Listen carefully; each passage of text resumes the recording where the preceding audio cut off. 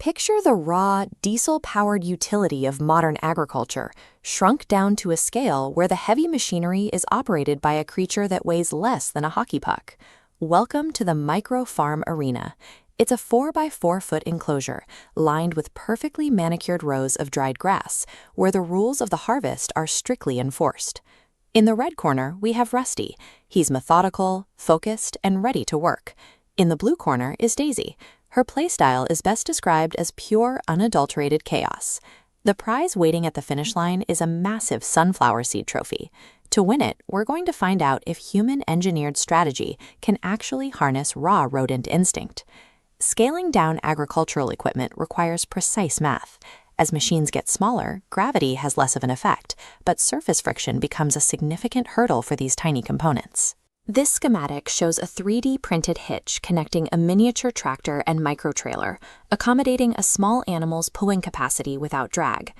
Inside the baler, internal gears apply rotational force, converting spinning motion into direct pressure to pack grass into dense squares. These designs create the potential for a perfect micro-harvest, but the actual execution of the system depends entirely on an unpredictable biological operator. The clock starts and round one begins. The primary objective is straightforward: transport dried grass from the open field to the trailer. Rusty engages with the machinery right away. He sniffs the hitch, nudges the tires, and appears ready to follow the structured path. Daisy, however, ignores the steel trailer entirely. Instead, she starts stuffing the silage directly into her cheeks, opting for her built-in biological cargo space. We are scoring this round on transport efficiency, calculating the total volume of grass moved from the field to the drop zone in 3 minutes. Cheek-hoarding proves highly efficient.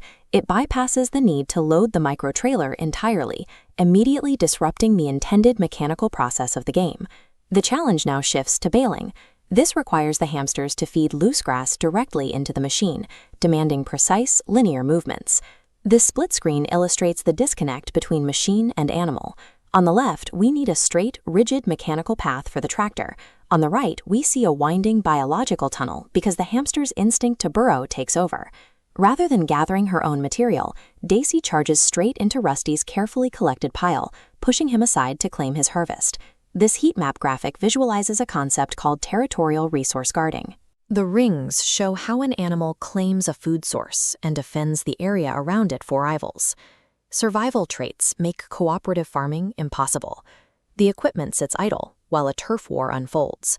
The resulting mayhem follows a specific biological logic. Millennia of evolutionary programming easily override a few days of conditioning in a miniature arena. The timer hits 0.